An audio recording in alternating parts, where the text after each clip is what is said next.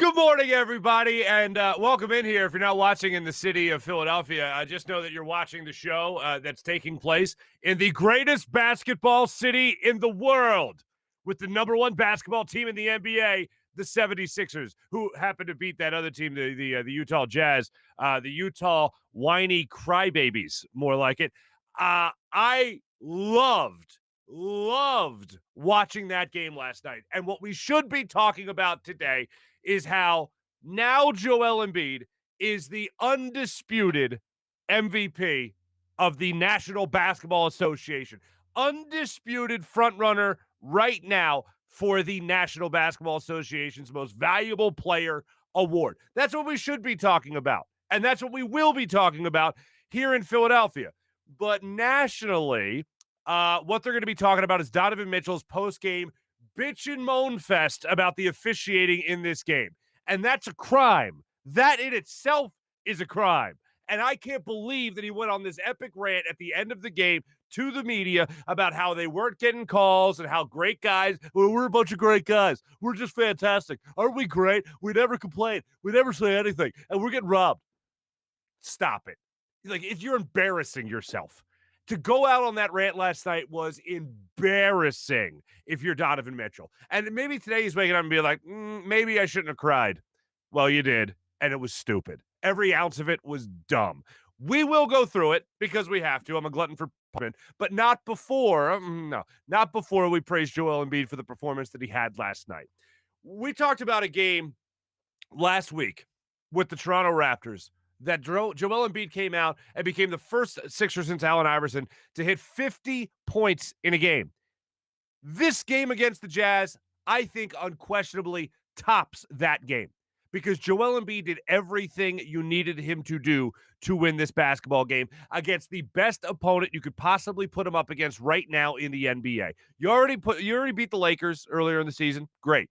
But this was a game against a team with the best record in the NBA, with a defensive player of the year like Rudy Gobert, a great center in the game like Rudy Gobert. You had the personal rivalry also going on there with Donovan Mitchell and going on there with Ben Simmons. So for me, this was their best win of the season.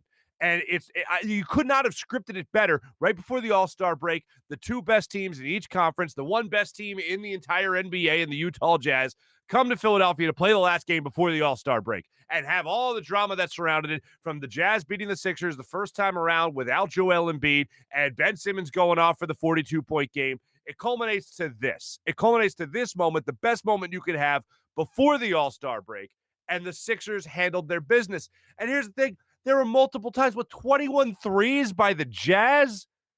Oh, my God. Is somebody gonna cover Joe Ingles? I don't know, because he's still hitting threes right now.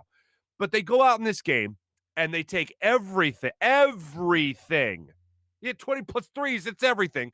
They take everything the Jazz can give them, and the Sixers just kept coming back every single time. And last night, the moment that I knew the Sixers were going to win this game is when you saw a 7-foot center not just do a step back. Like, it's become now recently, it's just jumped on the national stage now that Joel Embiid can hit a step back jump shot. Like, we've known that for a while now.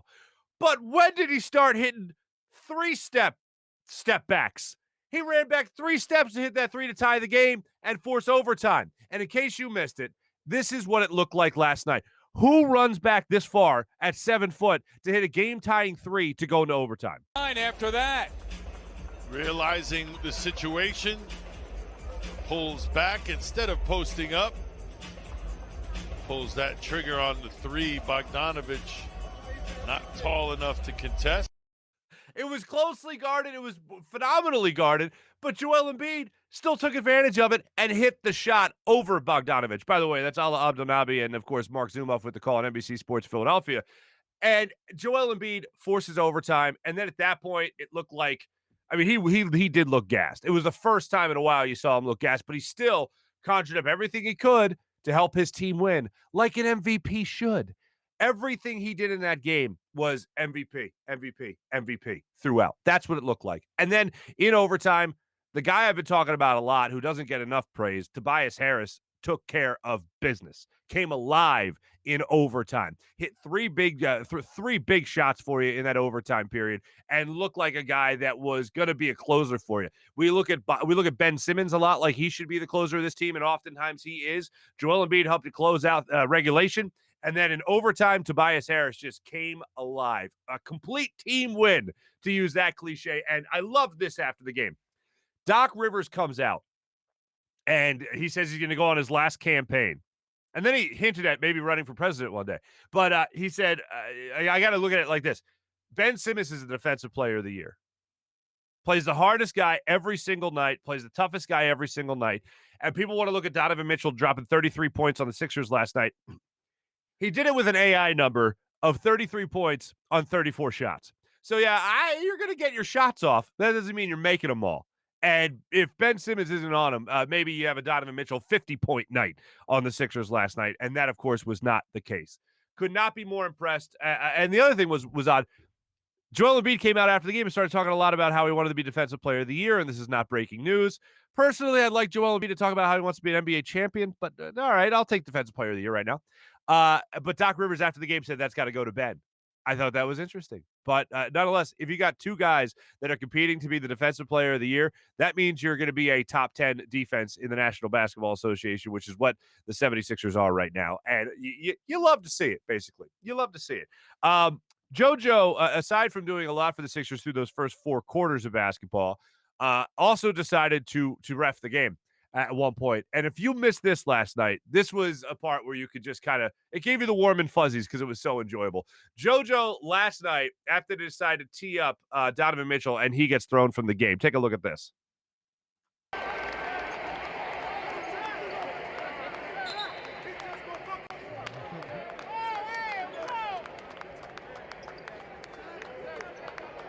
So he'll just ref the game for you as well. He'll let you know who's getting teed up. And I thought this was wild. After that happened, now, Joel Embiid was fouled down low by Rudy Gobert. Donovan Mitchell lost his mind. For the guy that never complains, go figure. For the guy that said his team never complains, go figure. If you watch the actual foul, every single Utah Jazz starts complaining. Immediately. It almost looked like something like there was like, what are the Olympic synchronized swimmers? That's what it looked like. Everyone turned around like the same time to do pirouettes. And I'm thinking, oh, this is the guy that they don't complain? Okay, they're tons of fun. So he goes up to Donovan Mitchell and kind of like pats him on the back saying, hey, man, see you later. And I'm like, is Donovan Mitchell are they gonna throw hands? Because you know how it is in those moments, especially if you've ever played sports and there's those heated moments where you're just in the heat of the moment and you don't know what's going to happen and somebody just kind of nudges you a little bit and you're already kind of at least half snapped. Oh, they never end well. But this one, Donovan Mitchell just decided to run off the court and take it out on a Gatorade jug. And that was that.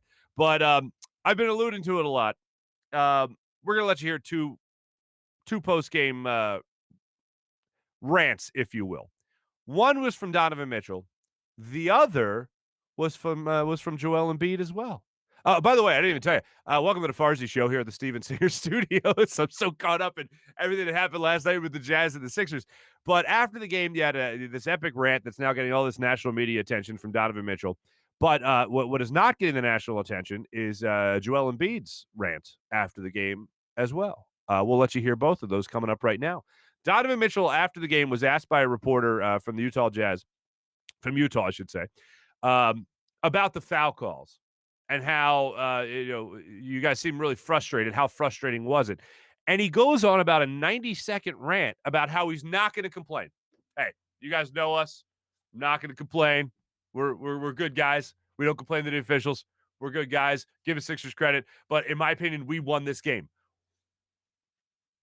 Okay, your opinion's adorable, but what happened was you lost the game. But you keep on enjoying your participation trophy like your Rookie of the Year participation trophy. But anyway, here's Donovan Mitchell post game with the rant that's getting way too much attention, as I'm about to, of course, give it attention. It's screwed in a way by this. Like we won this game, in my personal opinion. But like I said, I'm gonna give them credit. They won, whatever, cool. But like this is it's a consistent thing. And the question is, can we do it? Can we sustain it? Are we for real number one? Like, yeah, the hell we are. And it's getting fucking ridiculous, KK. That this is what's happening. You know what I mean? We have a whole second half of the season to go and get ready for, but like I'm sick of it. To be honest with you, we all are. You know, and I think this is something that just it eats me. It eats at me, man. And I don't. Y'all know what it is. We all know what it is, but it's really getting out of hand. It's really, really, really getting out of hand. I feel like the only proper rebuttal to that at this point is to bring in our first musical guest of Farzy Show history. Ladies and gentlemen, please welcome in our first ever musical guest, the saddest violin in the world.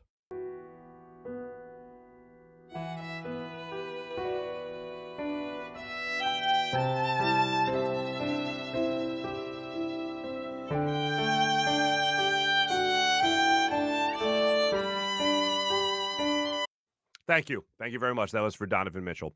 That's a post-game rant you're going to be seeing a lot throughout the day. It'll be making its rounds on social media. It is worth the full 90 seconds. I don't want to play the full thing for you, but it's a little annoying to see the type of game that Joel Embiid had for himself last night. I can't say it enough. MVP exclamation point type of game last night, and a lot of people are paying attention to that craptastic rant. Let's get to our man that had his own rant, and that man's name is Joel Hans Embiid. And Joel came out after the game. Now, if you remember, the first time they played the Utah Jazz this year out in Utah, Joel Embiid did not play. After the game, Keith Pompey said, hey, you know, Joel not playing in this game, it seems like he's missing games against top-notch centers, just like Rudy Gobert. He didn't say that he was afraid of playing centers. Keith Pompey didn't ask the question saying, is Joel Embiid afraid of playing the good centers, the great centers in the NBA? He didn't say that, but Doc took it as that was the interpretation that Keith was getting at. That's what Keith was hinting at. Keith didn't come out and say it. He just asked a question. So Joel Embiid, after the game, decided to go on a little rant because he took exception to what Keith Pompey had said in the first meeting against the Utah Jazz. So here's JoJo on that. First of all, according to Keith Pompey, according to him, I'm scared of him and I'm scared of top center. So, man, as we saw tonight, it looks like I was very, very scared of him. So, yeah, keep talking. But he's not afraid. I get it. I think the last time they played the Jazz, I forget if it was a knee soreness or back. I think it was back tightness is why he missed the Jazz game last time. Joel Embiid is playing like the best player in the NBA, and Joel Embiid knows that, and nobody has to tell him that. And going into last night's game, Sixers were +3 at home and +3 at home, and I had a feeling that they would cover that. I had a feeling that they would win this game. And sure, it was touch and go for a while there. Joel Embiid was the difference. By a mile was the difference. I mean, Ben Simmons throughout, great defense. Joel Embiid, the same thing. That center that he was supposedly, if you want to imply whether or not he was afraid of him or not, that center, Rudy Gobert, was held to 13 points because Joel Embiid D'd him up. And you also want to talk about another unsung hero. And I think we said all that we could say about Joel Embiid and the type of game he had last night. I got a text message from a buddy of mine while we were watching the game last night, and he watches the Sixers religiously, and he just can't get over the fact that there was a 3-step back. Like, not even just that, but just a step back jumper again from Joel Embiid. And I was like, it's a 3-step back that I will watch and I will dream about that moment until the Sixers obviously come back from the All-Star break. But last night in particular, Joel was great, Ben was great, Tobias Harris was great. The bench had about a 2-minute and 30-second run last night that it felt like in the first 2.5 quarters of the game, you're screaming about the bench. The bench is bad. Every time your starters go out, the other team goes on a run. And that's what it felt like throughout last night. And I even joked about it, like, wow, bench is unstoppable now for that 2-minute rant they had or 2-minute run that they had. But in last night's game, it felt like Dwight Howard and even Furkan Korkmaz at one point, and Shake Milton also, they came alive for this team just when they needed them to come alive. And after the game, Doc Rivers also highlighted that and said that this team needed that little spurt from the bench because they had really been without that. And they came in. Dwight Howard got a block. Dwight Howard made some big shots. Furkan hit a shot or two. And then you also had Shake Milton just kind of do what he's been able to do as the most consistent off-the-bench player for this Sixers team. And without that little spark, they don't win this game. That's how close it was. Hey, when you got to hit a 3 to force overtime with 5 seconds left in the game, yeah, it's going to be close. Every single ounce of effort given by anybody or contribution to this team's win mattered greatly last night. And we're gonna spend a lot of time in the next couple of weeks talking about how the Sixers and Daryl Morey can improve this bench. This is one moment where I can just say to them, you know what? You guys did your job when you needed to do your job. But it was most important, you guys did it. So congratulations to the Sixers bench, most notably Furkan Korkmaz last night, Dwight Howard, and also Shake Milton. Coming up, we're going to get a little bit more into the 76ers with our friend Tom Moore. He'll be joining the show from Bucks County Courier-Times. I grew up reading Tom Moore, so I'm thrilled to talk Sixers with him. As always, a great Sixers guest, so we'll talk to him coming up in just a minute. We're going to give you our morning rush a little bit later, our social media check-in. I'll look over YouTube, see what you find people are saying, and also our Twitter account. We're going to rehash some stuff from yesterday's interview with Quentin Michael because the response that got was phenomenal, and appreciate you guys checking that out. So we'll break that down a little bit further a little bit later on in our morning rush segment. And like I said, we'll also go through our social media comments as well. But before we get to Tom Moore, I do want to tell you about who brings us our fine studios here, and that is Steven Singer of Steven Singer Jewelers, the other corner of 8th and Walnut, or at IHateStevenSinger.com. Steven likes to pride himself on the perfect price. When you're going to buy an engagement ring, you're going to buy a piece of jewelry, a diamond, right? You don't want to have pressure put on you. There's enough pressure put on you. So why do you want to feel like you got to go in there and haggle and negotiate? You shouldn't have to feel like that. It shouldn't be based on negotiating skills. It should just be based on what you love, what looks great, what your partner, what your loved one would love so much. That's why when you go to Steven Singer, everything is already set at the perfect price, and you have a real jewelry expert take you through all the steps, take you through all the inventory that you want to see. My wife, when we went there, I bought her a birthday gift for her birthday last October, and she was trying on rings left and right. She was trying on jewelry left and right. They'll walk you through everything, like I always say. Steven Singer Jewelers, every day at the perfect price for you. Steven likes to say that he's in the love business. He also likes to say he's as if Tiffany's and Walmart, if they had a baby, that would be Steven Singer Jewelers. Go to IHateStevenSinger.com, use the appointment scheduler, and you can make yourself an appointment as they're adhering to all CDC guidelines. Steven Singer Jewelers, IHateStevenSinger.com, and the other corner of 8th and Walnut right in Philadelphia. Without further ado, joining us on the Zatos Investments guest line, my good friend Tom Moore will be talking some Sixers with us right now. Let's go to Tom. Times and Gannett Media as well. My friend Tom Moore joins us on the Zatos Investments guest line. Tom, how are you, man? Fine, thanks. Always good to talk to you, Mark. Always good to talk to you as well, and especially on the heels of an amazing 76ers game. I was getting a little worried as this game went on, but it just seemed like the Sixers made the shots when they needed to make them. No better example than Joel Embiid right before overtime. Who shoots a three-step step back, Tom? Who shoots that? You know, it's funny because I was talking to, we everything's different, obviously, with with COVID. So we have each writer has a 10-foot table. So the gentleman, 10 feet to my right, I was saying you don't need a three because they still had a timeout, and it was a 3-point game. And he kind of looked like he was trying to draw a foul and lean in, and like you said, step back, knocks down a three with 6 seconds to go, and wow, yeah, it was something. I thought they were in trouble several times. They were, down double digits, and it just looked like it was kind of going to be the Jazz's night. But they've done this a few times where they've kind of found a way and hung in, and then Tobias Harris was the guy in overtime. Yeah, he certainly was the guy in overtime. Now, I started out on a positive. I want to shift to something that I think need to see corrected. For most of this game, it felt like the bench wasn't there for the team, as it's been a problem. But when it mattered most, really, and late in that third quarter, you see a little bit of a run there. Dwight Howard had a little bit of a run. Shake Milton hit some big buckets for you.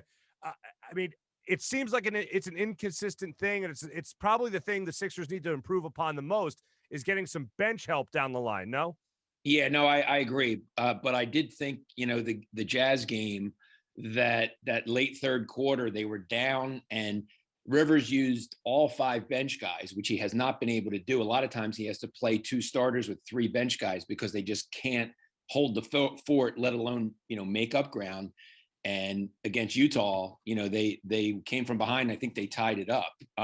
But yeah, I really think they need another guard by the March 25th deadline, a guy who ideally can help run the offense, shoot, and defend. And that's asking a lot for one guy, but that they could use that. And they could use like a power forward, as they call a stretch four, a guy who can knock down some outside shots and help with the spacing on that second unit.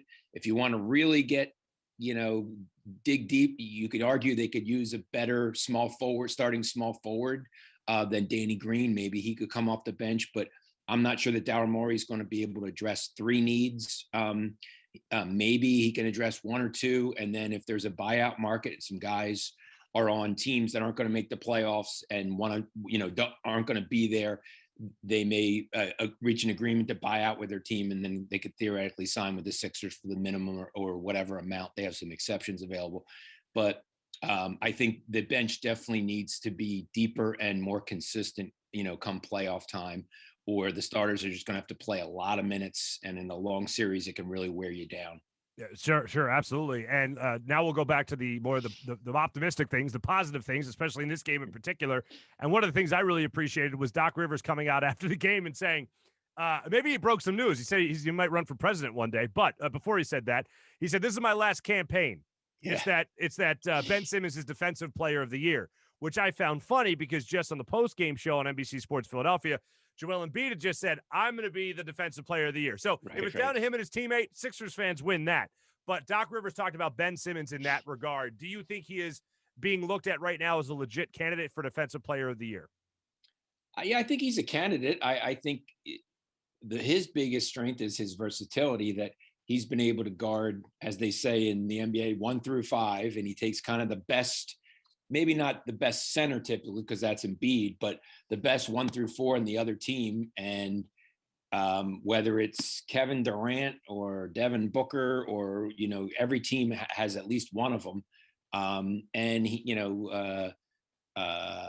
Mitchell had 33 points, but I think he was 12 for 33 off the top of my head. I mean, 33, 34. Yeah, absolutely. Yeah, it might've been 34. Right. He took a ton of shots, and he does that, to a lot of guys. And he just never seems to get tired. That guy, he just plays and plays and plays. And it doesn't seem like I could kind of sense in the overtime that Embiid was wearing down. And I thought it was a really good move by Rivers because they had Harris matched up on a smaller guy in Bogdanovich, and they just kept posting him up, and he just kept scoring. And I think he had 11 in the overtime and really carried him. And the one time you could see Embiid like gesturing, give him the ball. He's posting up in the left, just keep feeding him. And that's one thing that Rivers has done really well is kind of, if it ain't broke, fix it. There was a game early this year, I think it was against Washington. He ran the same play 6 times at the end of the game, and they scored all 6 times. But, he said, I talked to him a couple of weeks ago on the phone, and it was like, you go away from things. You don't, it's like human nature, you don't keep doing it, but why should I stop it if they can't stop it? And he's done that, and he's done that really well. Mm-hmm. It seemed like, Tom, after Brett Brown was let go at the end of last year, after bubble play for the Sixers, at least in the playoffs, it seemed like the Sixers needed somebody to come in here and be that authoritative voice, that authoritative figure to help Ben Simmons and Joel Embiid take their games to the next level. I can't think of a guy that's fulfilled that prophecy, at least to this point in the season, midway point in the season, more so than Doc Rivers has. That's what it seems to me. Does it seem like that to you? Yeah, I think the big thing with him, Mark, is he has cachet, winning a title with Boston, going to the finals with Boston, having 60 win teams with the Clippers, having success with Orlando. And I think, everything was new with Brett Brown. He was a first-time head coach. So it was 3 years of, the process and just losing and getting their heads bashed in and trying to acquire draft picks. And that's how they got Embiid and Simmons. And then, trying to take the next step and the next step, and they couldn't get past the second round. But Rivers has done all that stuff. I think this is his 21st year as a head coach. He's got close to 1,000 wins. I think, he's been through just about any situation you can go through as a head coach. He doesn't overreact, and he's coached stars. You look at those teams. He had Tracy McGrady in Orlando and Grant Hill. He had Garnett, Pierce, Ray Allen, in Boston. He had Kawhi and Paul George, and I I guess Blake Griffin, with the Clippers. So I mean, he's had elite players. He's had MVP, type players, and so I think he's good at handling stars, and they respect him and his reputation around the league. I think they talk, and I think he's pretty highly regarded, and that means a lot when you're the NBA, when your peers, the other players, say how much they like playing for a guy, and I think you're kind of seeing some of the fruits of that so far. You referenced the earlier Jazz game in the season between the Sixers and Utah, and that was a game that didn't have Joel Embiid in, but they had Ben Simmons in, and he went off for 42 points. And after that game, he talked about how his mentality had changed. What do you think went into the mentality change, where we've seen a little bit more of a little bit more regularity, the aggressive Ben Simmons, and a Ben Simmons that can knock down his free throws? Yeah, I think that they kind of are a little bit. They're related, because I think especially late in games, he had a tendency maybe to be more passive because he didn't want to get fouled and he didn't want to go to the line and make 1 out of 2 at the end of the game. Well, now he's been, he's up over, over 70% in the low 70s. And it doesn't mean, that's not fantastic, but you consider he was, I think, 63 last year, it's a significant improvement. But yeah, I mean, in that game, they desperately needed him, and he attacked and he had success, and he kind of stuck with it, and was able just to get to the rim a lot, and almost all of his baskets were within 6 feet. If you can of the rim in that game, if you can do it, get there. He doesn't always do it, but he has been better at it, and I think they really need him to be a factor, or at least involved offensively, because otherwise they slough off of him, and then it makes it easier to double team and beat. So yeah, I think, but you're right. He said repeatedly that it's not his nature. He's more of a distributor, facilitator, and he has to kind of make a conscious effort to attack the rim and, look for his own shot. He drives the lane and looks for a guy to kick out a 3.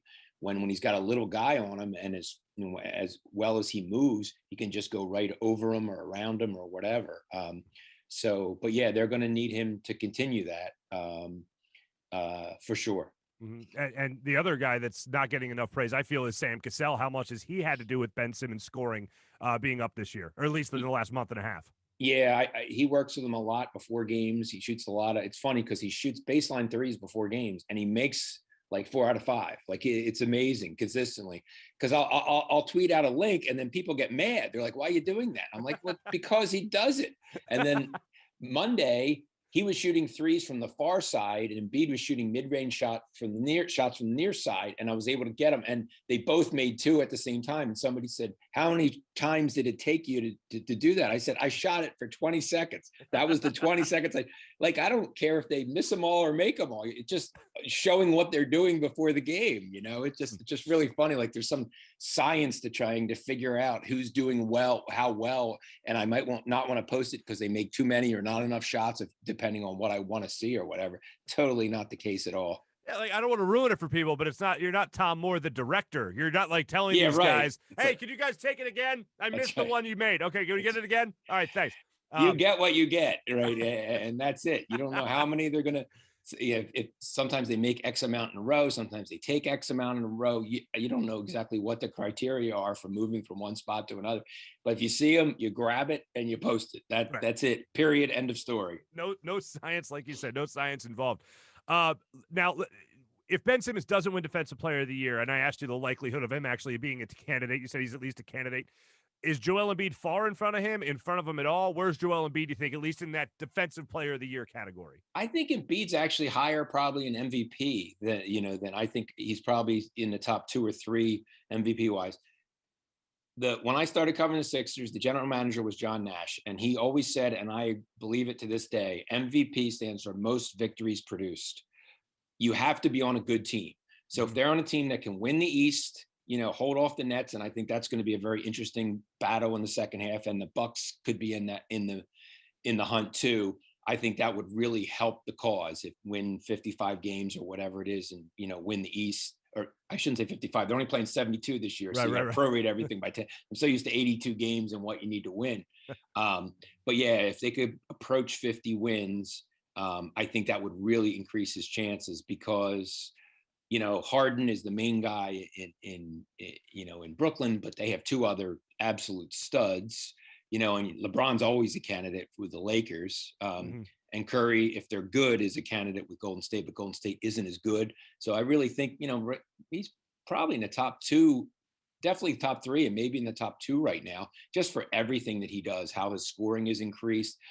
And a lot of that is Rivers. His every offensive number he has is up. His field goal percentage is up. He's shooting less 3-pointers and making a higher percentage. Just everything he's doing. His 2-pointers are up. His scoring's up. Just about everything that all his offensive numbers are up, I think, except for offensive rebounds. And I think a lot of that is utilizing them.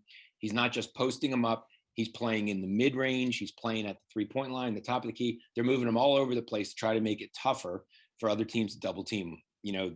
So they can't get comfortable and do the same thing. You move them, 12 feet to the other side or higher away from the basket or whatever, and make them have to adjust and adapt, to him. Okay, and I'm with you. I think everything you're saying is poetry. I'm loving it, and I agree with it, and that's what I'm seeing from Joel Embiid. And when it comes to that top three that we referenced, are you talking about Joel Embiid, Joel Embiid, LeBron James, and is Joker there as well with you? Yeah, they're having a good year. I guess you have to put him up there, and probably Harden. I would say they would probably be the top four at this point, in no particular order. But same thing. If Denver can finish set, and Utah is very good, but Donovan Mitchell's an all-star, but I don't know that he's an MVP. He's very good, but I don't know that he's an elite top of the top level MVP kind of guy. So I think with those four guys, a lot of it is how well your team does, where you finish in your conference standings. I think will be a big determining factor there. I like that.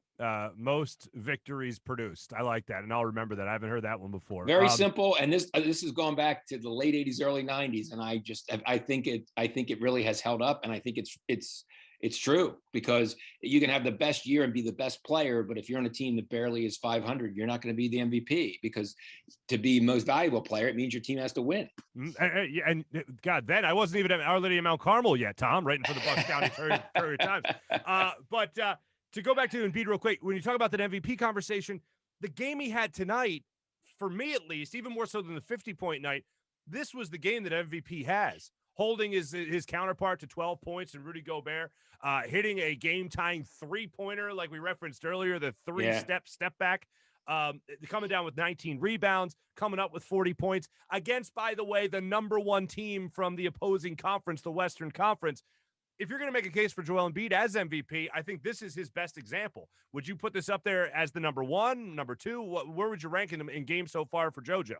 Probably number one for all those reasons. As you said, not only are the Jazz the number one team in the West, they have the best record in the NBA, the only team with fewer than 10 losses.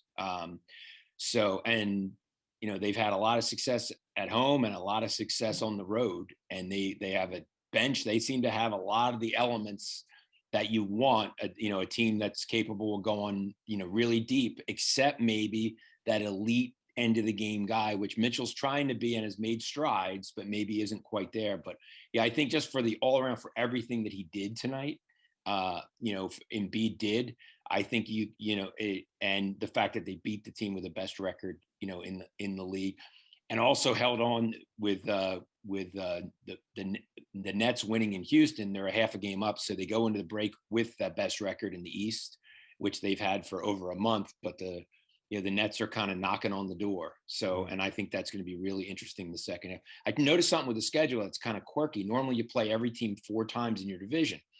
This year, because of this drop from 82 to 72, they actually only play the Nets one more time. It's in Philly, April 14th.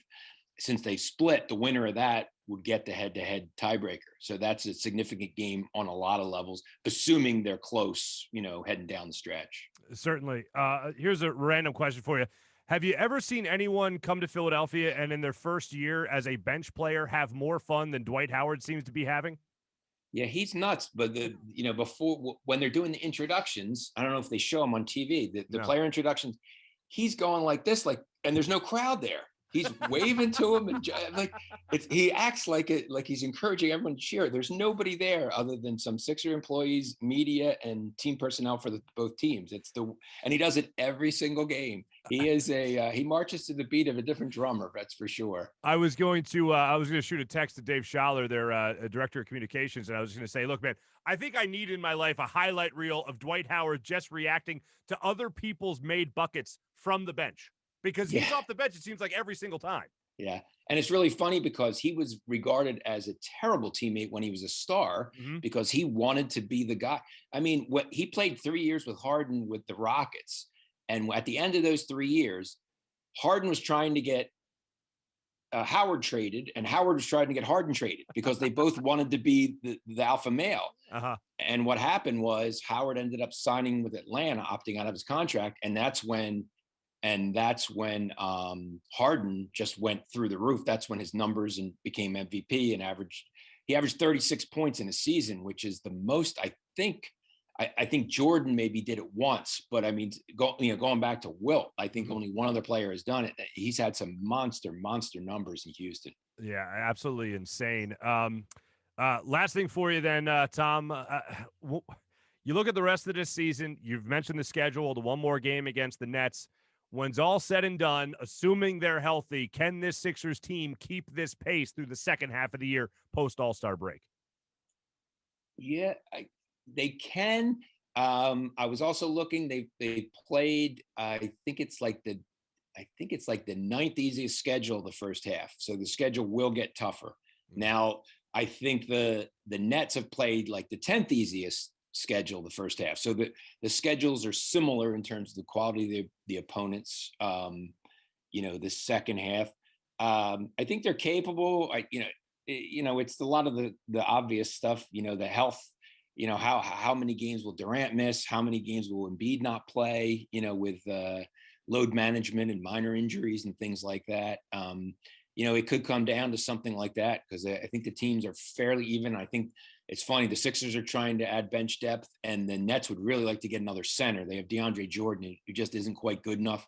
They're apparently trying to get, Nerlens Noel or Clint Capella or somebody who would be an upgrade or at least share that position, which is their biggest weakness. And they're willing to trade the guard who's so good. The kid who Dinwiddie. They're apparently willing to trade him. Yeah, who's an excellent player, but I guess he's really doesn't have much of a role with the studs they have now. So they're willing to trade him, which he would help a lot of teams, including the Sixers. Not that the Sixers could probably get him, right. But I think a lot of it could come down to who acquires who by March 25th, and can the main guys, the big three on each team, stay healthy? But I think it's going to be an interesting race. I think it's going to be pretty close. And,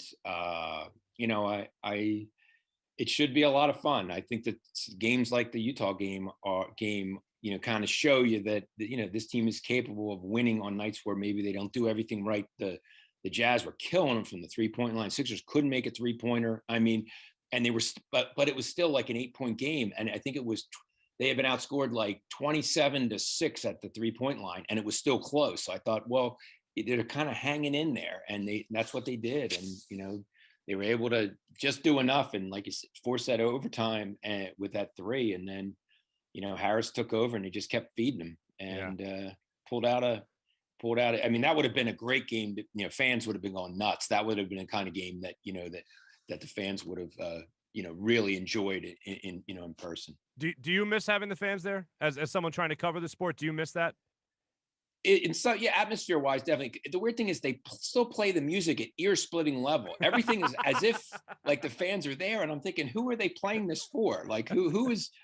I don't need to hear this music turned up to 11. I'm not sure exactly why it is, but that's what they're doing. 11 out of 5. It's up to 11 out of 5. Whatever it is, it's like ear splitting. I take an Excedrin on my way down 95 every game beforehand because I know what's coming. Tom, you just mentioned some trade scenarios. Just real quick, and I swear this is the last one. That's okay. The guys on the outside looking in, starting 5 on the bench.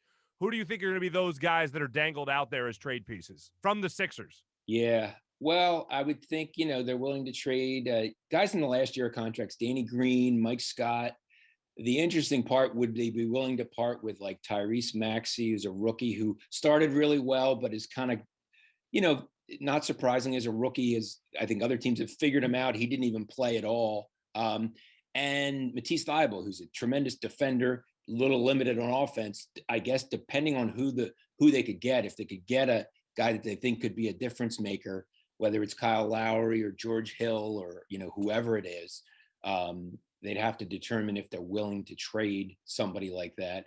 They also have an $8.2 million trade exception, which they can use in a trade. They can take somebody's salary back for that amount or less and just send like a first round pick or a second round pick, and they don't even have to trade anything.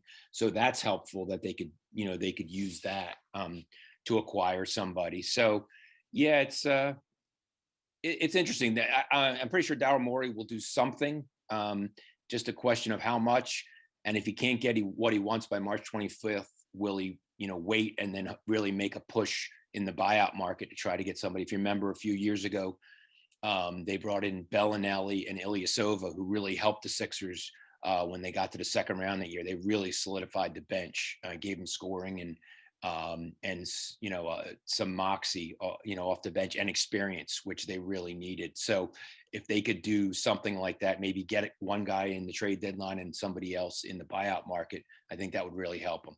They got all that with Bellinelli and just one toenail on the line against the Celtics as the confetti fell. I'll never forget it. Yeah, the confetti right behind us, and and then there's like, oops, yep. That was something. Tom Moore, columnist for Bucks County Courier-Times, as well as Gannett Media as well. Can't thank you enough, brother. Thanks so much for coming on. Really appreciate it. Mark. And Anytime, Mark. I hope to talk to you in the second half of the season as well. That would be great. The great columnist Tom Moore, check it in, talking some 10-9-8 76ers on the Zatos Investments guest line. Marco Berinelli. I'll never forget that. The little toenail on the three-point line. Yeah, that was a bad one. Thank you to the great Tom Moore. Make sure you check out his stuff. Bucks County Courier-Times. Give him a follow on Twitter as well. Tom Moore Philly, at Tom Moore Philly. Check him out. Before we go any further, and we have our social media check-in, we have our morning rush, and on this fine day, we have a Farzy in the field, a fresh Farzy in the field for you. Today's question, Sunday, fans will be allowed back in the stadium in Philadelphia for the first time, other than the Eagles' little spurt that they had there a couple of games, for the first time in pretty much a year. Hockey fans, for the first time in almost a year, they'll be allowed back at the Wells Fargo Center to watch the Flyers take on the Capitals on Sunday. So I went out in the street to ask people what they miss most about going to a game and if there was a certain food they were craving in all this time. There was one leading answer. See if you can guess it a little bit later. But right now I do have to tell you about DraftKings. How about this? UFC 259 this weekend.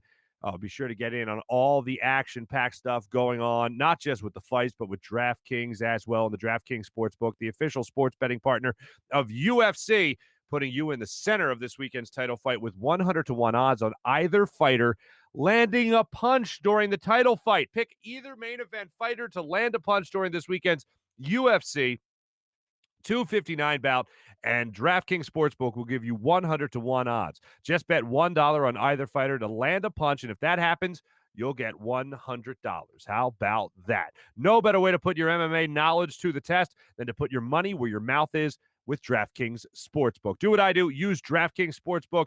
Don't worry if MMA isn't for you. DraftKings Sportsbook has other great odds and promotions as well. Basketball, hockey, and so much more. DraftKings is safe, secure, and reliable, so you can deposit and withdraw your funds at your convenience. Download the top-rated DraftKings Sportsbook app now and use promo code Farzy when you sign up to turn $1 into $100 if either main event fighter lands a punch on Saturday. Place your bet, watch the fists fly this weekend, and use promo code Farzy for new customers to turn $1 into $100 if either fighter just lands a punch for limited time only at DraftKings. Must be 21 or older in New Jersey, Indiana, or Pennsylvania only. New customers only. Restrictions apply. See DraftKings.com/sportsbook for details. Gambling problem? Call 1-800-GAMBLER, or in Indiana, 1-800-9-WITH-IT. And how about Steak and Main? Have you checked out Steak and Main's social media yet? Have you gone on to the Instagram? Have you gone on to the Twitter to check out Steak and Main? Oh my goodness, I said this word yesterday, and it comes to mind again. Succulent. Succulent. All right? You got to go to Steak and Maine, Northeast Maryland, and make sure you just have yourself a good time and a phenomenal meal. Whether you like to dine in a more upscale steakhouse or casual bar and patio, you will enjoy the highest quality prime meats, fresh seafood, world-class oyster bar, and freshly prepared sushi. All that and an extensive wine list, including their own Cavada Cellars wine. Tony Cavada, the man that runs the place, his family, beautiful, beautiful wine selection. You have to check it out from his family to yours. Open every day for lunch, dinner, and Sunday brunch. Steak and Maine in Northeast Maryland voted #1 place for steaks in America by the Travel Channel and the Cooking Channel as well. Check it out for yourself. Go to steakandmaine.com for more information. And how about our friends at FanUp? They've been doing phenomenal giveaways throughout their start. And it's just great to be on board with them. Philly fans, if you want to be a shot caller, make sure you sign up with FanUp. Go to the FanUp app in the App Store and make sure you download it right now. The days of playing fantasy sports alone are over. Enter FanUp's super fun daily and weekly contest. Answer fun questions, and you could rise on their own leaderboard when you download the FanUp app. You can squad up with your friends and win even more. FanUp. I'm doing it with my friends. You should be doing it as well. It's fun, easy, and the only place to win the hottest brand prizes. How about that with FanUp? If you want to win a pair of Jordans, you can win them with FanUp as well. Any day, any week, any season, you could be the MVP with FanUp. Download the FanUp app in the App Store and use promo code FANUP and get 2,000 bonus points with FanUp. How about that? FanUp, may the best fan win. We're going to give you our social media check-in before we give you Farzy in the field. And there's a lot of great stuff. People are commenting right now. And really, it's all about the 76ers. It's all about the 76ers and how they won that game last night against the #1 team in the NBA and how Joel Embiid dominated that game. Our social media check-in is brought to you by Steak and Maine. So you go through last night's game, and it has a lot of people excited right now. We also have a question out there as to what you would give up to make sure Joel Embiid stays in Philadelphia no matter what. Not that there's any threat of him leaving. No threat. Our friends at Sky Motor Cars are saying 2 Lamborghinis. That's not bad. I'd give that up. At first, I had it, but that's what they would give up, and I'd give those up if I was them to make sure we have JoJo in this city. Putting $1 in the swear jar. Oh, that's for Donovan Mitchell. Let me just check in just to make sure. Let's see if Donovan Mitchell still can play. Screwed in a way by this. Like we won this game, in my personal opinion. Yeah, well, unfortunately, your personal opinion doesn't go on the scoreboard, fella. So one more time, I'd like to bring back our musical guest.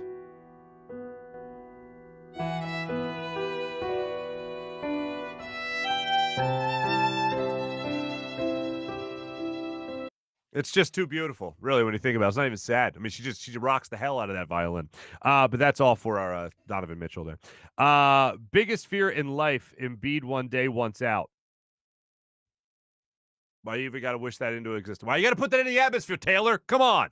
Also, there's one more that I won't get to that one. Sorry. My mother wouldn't like that one.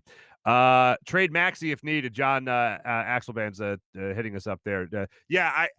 I wouldn't be shocked if he's one of the guys that's dangled out there, but it's kind of hard to trade a guy that you're not even showcasing. That's why I love Matisse Thybulle, but I feel like, yes, he's earned the minutes, but I also feel like they're showcasing him a little bit before the trade deadline.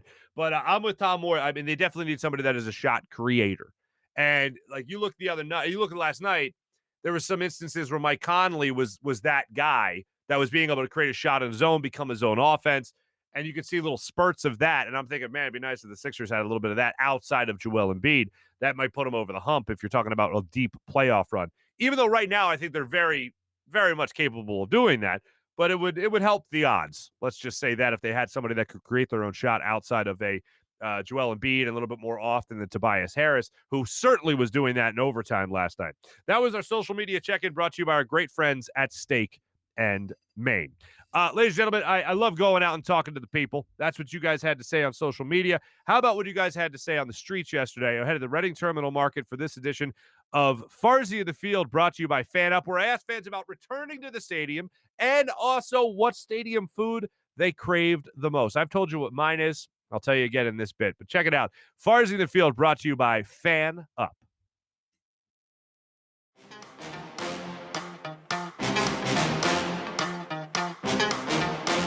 What have you missed the most about going to live sporting events? Philly fans, all Philly fans.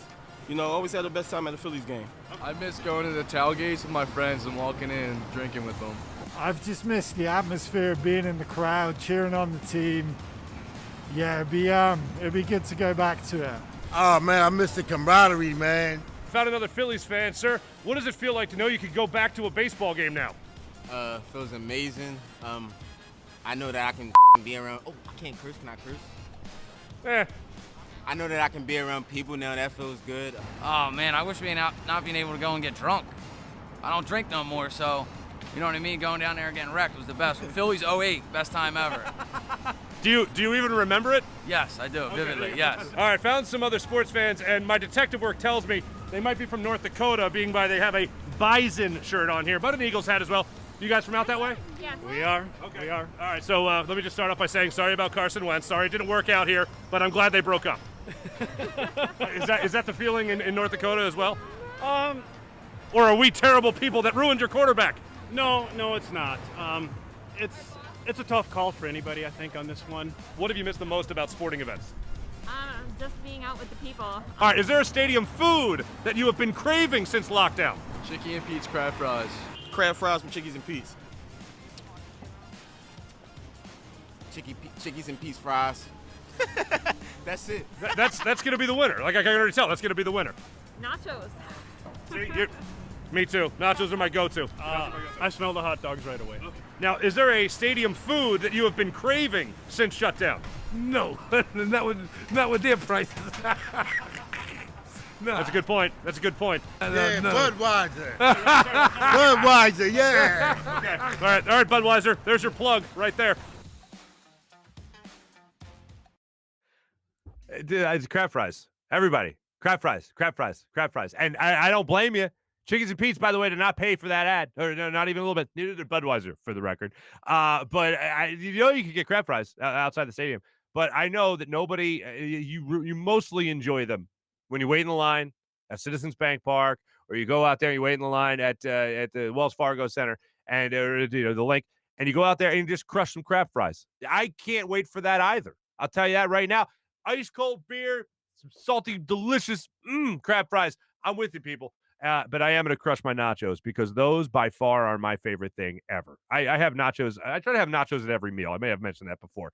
But thank you to all the people that participated in this week's Farzy in the Field right outside Reading Terminal Market in Center City. So I appreciate that. How about the British guy with the Eagles hat, the Eagles winter hat?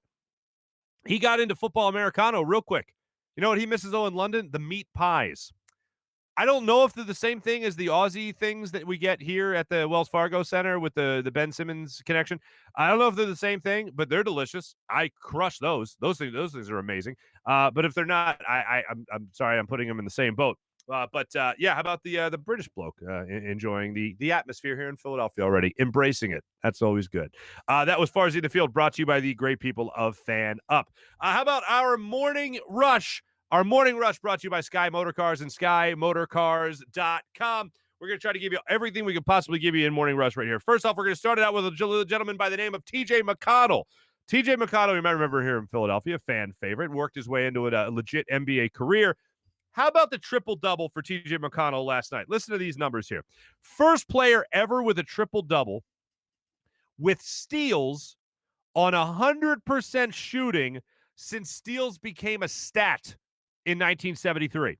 It rounded out for TJ Mcconnell last night with the Pacers, 16 points, 13 assists, 10 steals. He had 8.6 assists, 9 steals at the half. Most steals at the half in NBA history. Way to go, TJ Mcconnell. This is for you. If I had hair, I'd be flipping it out of the way, just like you, buddy. This was one of the best things I saw yesterday.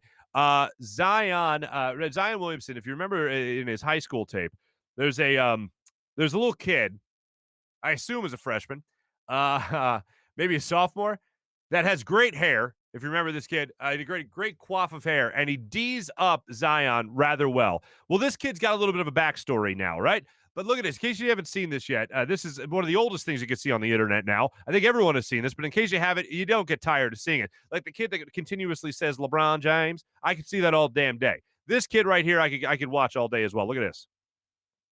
Remember this guy? This little kid with the great coif of hair, number 10 on your screen. D's up Zion Williamson, clapping, and he's like really intense and all that, and actually forces Zion to miss this shot because of his stellar defense. Look at this. Oh, what's Zion doing? Nothing right there. All right? It's because that kid's D'ing up. That kid has been made fun of. He's been talked about in jest. Well, how about this? That young man's name, I want to make sure I get this right. That man's name is Bryson Bishop.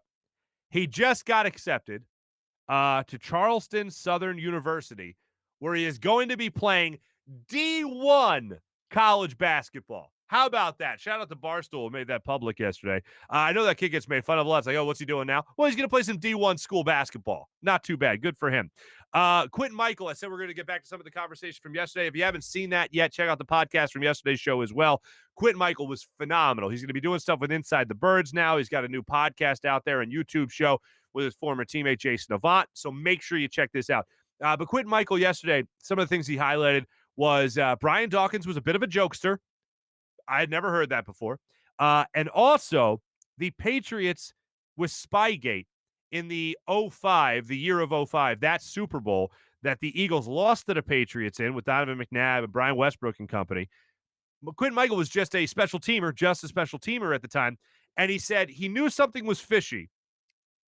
And when Spygate came out, the first thing he went to in his mind was, as a special teamer, he was out basically watching the defense from the sidelines, and he was thinking, man, every time we blitz, they run a screen. Weird. How are they sniffing it out so well? Very interesting. Check out that interview. It was also just a fun conversation with Quentin Michael. And also, he talked about the rebuild that's in front of the Eagles right now.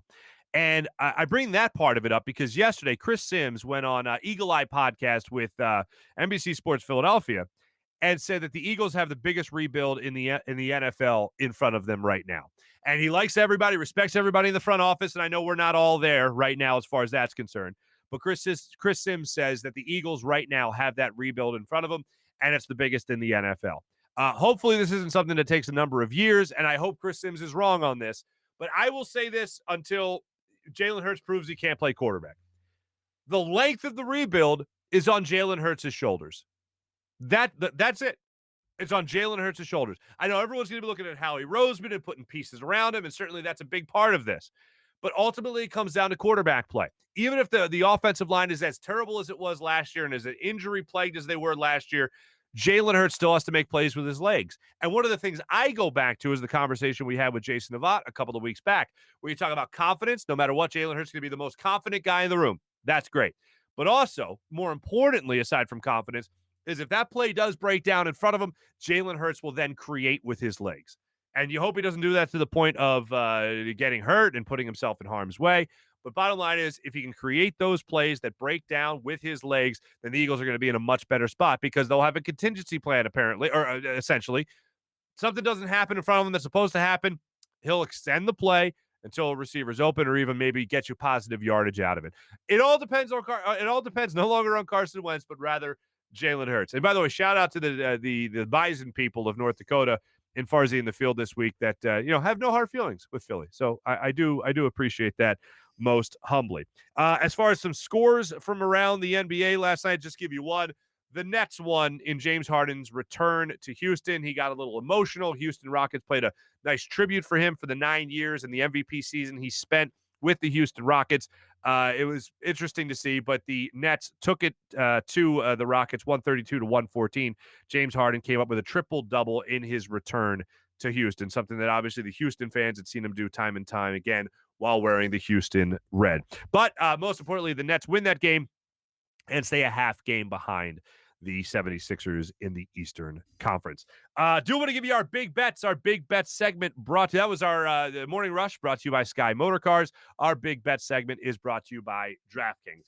I'm going to be honest. I said yesterday during the show that I wasn't going to bet the Sixers. I liked them winning this game against the Utah Jazz. I couldn't help myself. I bet the Sixers and they covered. So I enjoyed that. I got them going into the game at a +3. I enjoyed every second of it. That's a lie. It was nerve-wracking. I just couldn't help myself. I just had a feeling they'd win. They did win. They covered. But I'm not going to count that. I'm still a mush. As far as this show goes. So the game I'm officially going to try to get off the schneid with is the Bucks-Grizzlies game tonight. Bucks enter that game at a -6.